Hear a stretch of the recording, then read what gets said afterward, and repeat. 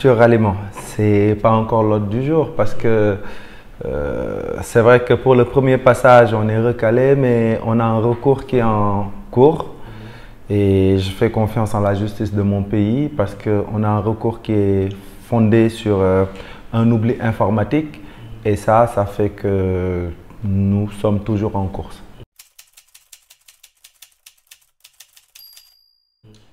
L'oubli informatique étant que quand vous prenez une carte d'électeur, c'est constitué de 9 chiffres. Donc du genre 1, 2, 3, 4, 5, 6, 7, 8, 9. Quand on les a déposés en version électronique et en version papier, le rapport qui nous est revenu justifiant les rejets que l'on a eus, on a vu qu'on a 7 chiffres au lieu de 9. Donc 1, 2, 3, 4, 5, 6, 7. Et les 8e et 9e chiffres ont été omis par le logiciel utilisé par le Conseil constitutionnel. Et ça fait plus d'une semaine qu'on l'explique, mais je ne sais pas si c'est involontaire ou c'est une raison voulue que personne ne veuille en parler, qu'on ne veuille pas traiter cette information, alors que c'est une information qui est quand même capitale et c'est une information grave et scandaleuse.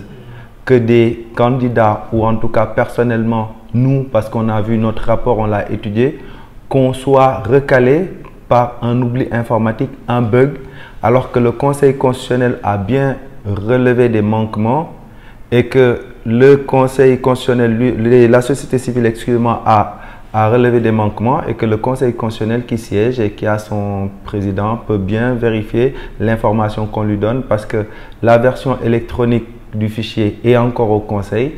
La version papier, au cas où il y a un litige, la version contradictoire devrait être recherchée dans nos carnets et dans nos carnets aussi, il figure bien 9 chiffres.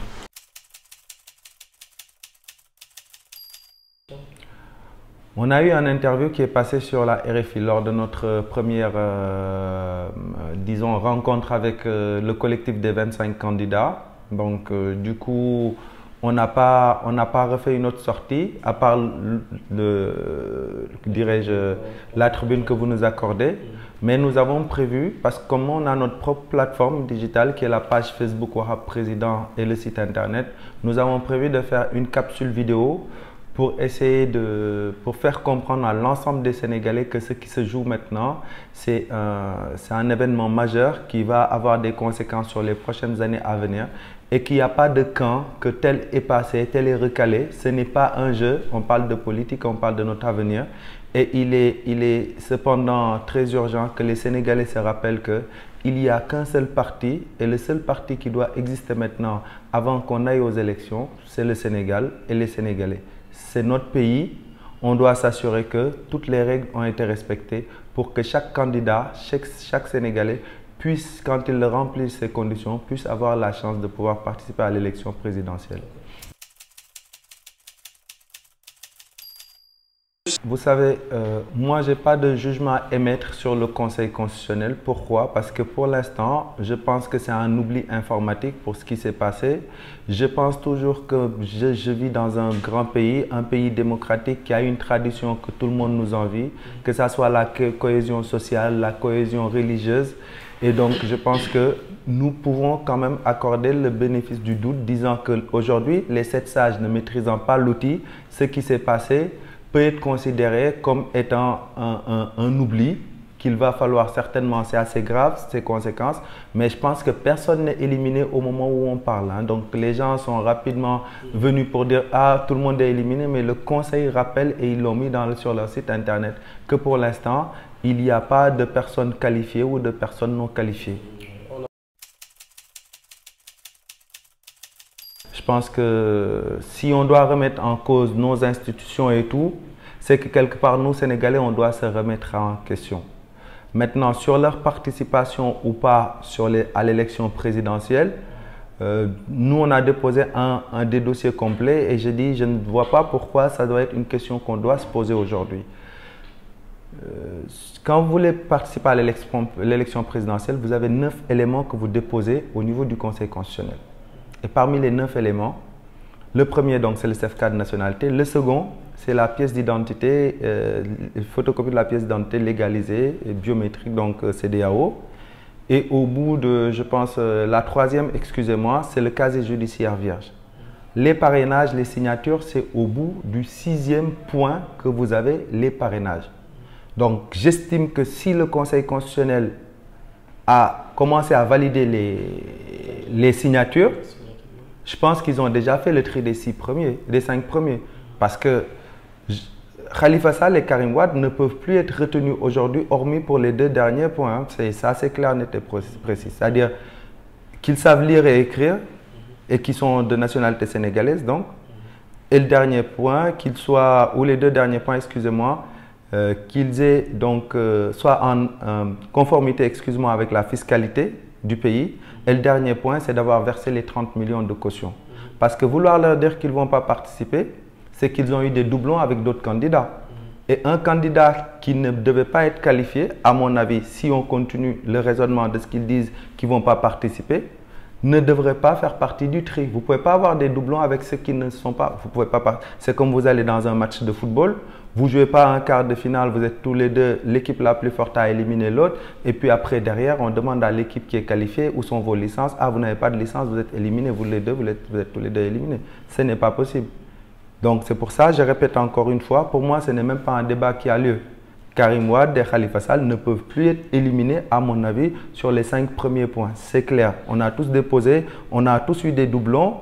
Il y a même qui ont été éliminés au dernier tour et qui ont eu des doublons. Ils ont eu des doublons avec qui? Parce que de toute façon, le Conseil constitutionnel ne l'a jamais dit. Mais dans tous les cas, même si on a eu un seul doublon avec ces 2 candidats, c'est que quelque part, donc, ce n'est pas cohérent du tout.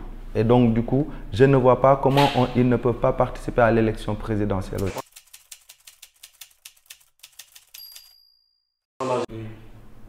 Vous savez, vous allez me poser des questions dans une tribune où ce sont des choses que je ne maîtrise pas. Bougane étant un compatriote comme moi, avec qui j'ai beaucoup de sympathie et il y a un respect mutuel entre nous.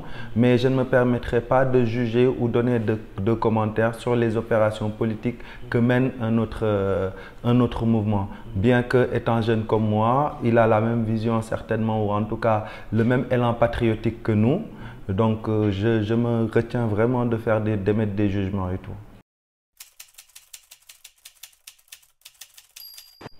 Écoutez, on reste toujours, comme je dis, dans la politique politicienne. Forcément, il ne faut pas que je m'invente de l'expérience que je n'ai pas. Hein. En termes de politique politicienne, d'organisation des élections, nous venons d'arriver, c'est notre première fois. Encore une fois, notre tribune, j'aimerais vraiment la consacrer aux Sénégalais. Et pas sur des commentaires sur l'organisation. Là, on va avoir notre première expérience dessus. Ce que je retiens, c'est que sur les documents qu'on a déposés, il y a un oubli informatique. Que ce soit M. Aly Ngouille Ndiaye qui organise les élections ou XYZ, du moment où les jeux sont respectés, que c'est bien encadré, que des acteurs apolitiques, en tout cas ou de la société civile et des observateurs puissent venir regarder et avoir le pouvoir de dire oui et non, et le courage, je vais dire surtout, de dire oui ou non, ça ne marche pas. Oui, en ce moment, on saura que notre démocratie continue à être la grande démocratie qu'elle a toujours été. D'ailleurs, je pense que le premier exemple et le premier test qu'il y a aujourd'hui, ce sera de pouvoir voir si les recours qui ont été déposés au niveau du Conseil seront bien étudiés, parce qu'on a des preuves palpables qu'il y a eu un oubli informatique, des preuves formelles. Et en ce moment, nous pourrions éventuellement émettre un avis pour dire oui, les élections ont été gérées de manière libre et transparente, en tout cas la sélection avant. Sinon, ce qui risque de se passer, c'est qu'on va imposer aux Sénégalais un choix réduit. Et ce serait dommage pour une démocratie comme la nôtre, en sachant que beaucoup de pays maintenant, avant on citait le Sénégal comme un grand exemple démocratique, mais je suis en train de vous dire qu'il y a des pays qu'on citait comme étant des pays où il y avait un grand recul démocratique, où ils n'ont jamais connu la démocratie, comme le Congo démocratique hier, qui a élu et qui a connu une alternance paisible et transparente. Et j'espère que nous, Sénégalais, on continuera de s'en vanter et que certainement, on sera le phare et on continuera à être le phare de l'Afrique. On met les Sénégalais toujours au centre de nos préoccupations. je vais dire, après avoir réglé tous les problèmes d'urgence aujourd'hui que connaît notre pays, c'est-à-dire le déficit d'électricité et d'eau dans les régions, le problème je veux dire, de la crise alimentaire et tout, je pense que notre programme s'axe autour de un toit, une éducation et une santé pour chaque Sénégalais. J'insiste beaucoup sur le fait que nous voyons que chaque Sénégalais aujourd'hui, notre combat, c'est qu'ils deviennent propriétaires de leur propre logement, qu'ils puissent avoir une éducation et que l'école publique doit toujours rester l'école de l'égalité des chances, en pouvant permettre à tous les enfants, en tout cas en âge d'être instruits, de retourner à l'école et de pouvoir se créer le destin auquel ils rêvent pour demain. Et c'est ça qui nous permettra demain d'avoir un Sénégal qui est fort, qui est compétitif au niveau économique et qui connaîtra le développement. Et en termes de santé, vous le savez, relever le plateau médical, former nos médecins, donner plus d'accessibilité aux soins parce que tous les jours, je suis profondément ému de voir le nombre de Sénégalais qui manquent de moyens pour aller se soigner, qu'on est obligé de créer des cagnottes entre nous, internautes, et que ça n'interpelle personne. Et je pense qu'avec toute la volonté du monde, j'ai pu aider comme j'ai pu en tant qu'entrepreneur et tout, en tant qu'acteur social. Mais aujourd'hui, je me suis rendu compte, et c'est ce qui nous a le plus motivés, que moi seul et les autres seuls et chacun dans son coin, on ne pourra jamais travailler comme ça pour pouvoir développer le pays. Il faut vraiment être dans les sphères de décision et pouvoir diriger le pays demain avec des personnes qui ont un seul souci, celui de développer les Sénégalais et de leur permettre de vivre dans la dignité. Je pense que c'est ça. Les Sénégalais aspirent à vivre dans la dignité et c'est le programme que l'on leur propose aujourd'hui.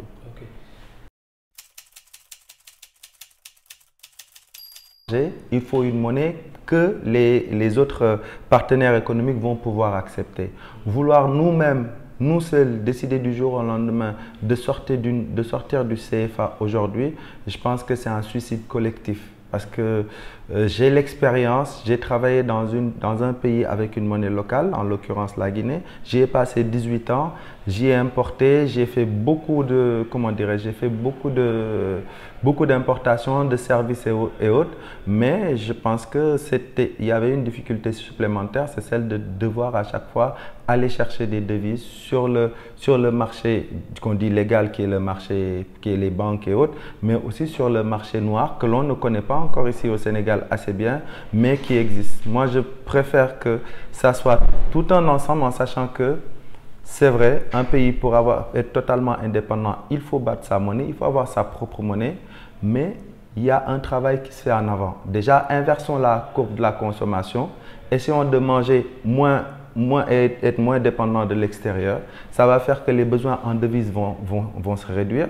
En plus de ça, commençons à pouvoir exporter nos biens et services. Ça va nous permettre d'avoir une réserve de change qui nous permettra en fait d'être beaucoup plus autonome financièrement. Et en ce moment même, on pourra maintenant décider en disant oui, aujourd'hui on est assez mature pour pouvoir sortir de la zone CFA. Un exemple, les médicaments, demandez aux pharmaciens, on n'arrive pas à les gérer aujourd'hui. Rien que les médicaments, apprenons à gérer ce que l'on a parce que la monnaie, c'est quelque chose qui est primordial et fondamental. D'abord, diminuons la corruption, arrêtons les surfacturations, orientons nos dépenses là où ça doit aller. Et quand on aura fait ça déjà, vous verrez que notre économie ira mieux et qu'on arrête tout le temps de chercher à dire que c'est les autres le problème, les autres le problème, les autres le problème. Choisissons bien nos dirigeants. Il faut bien les choisir, voir quels sont les dirigeants qui ont de l'expérience dans la gestion des entreprises, dans la gestion humaine, qui ont créé de l'emploi, qui se sont faits, qui se sont réalisés, qui se sont battus, qui se sont bâtis aussi, qui ont montré qu'ils ont quitté d'un point A à un point B, qu'ils ont pu sortir de la pauvreté eux-mêmes.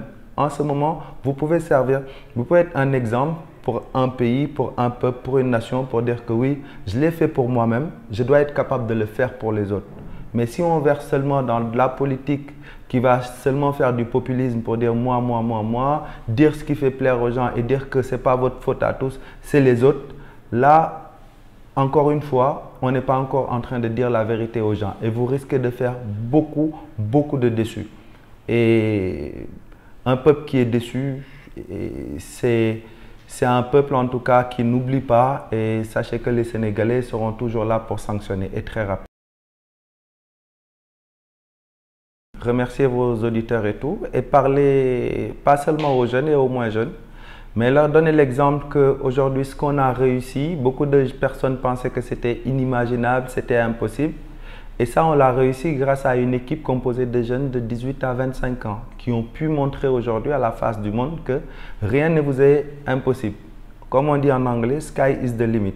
La seule limite que vous avez, c'est le ciel, les nuages. Et même vous pouvez aller au-dessus parce qu'il y en a qui vont dans l'espace aujourd'hui.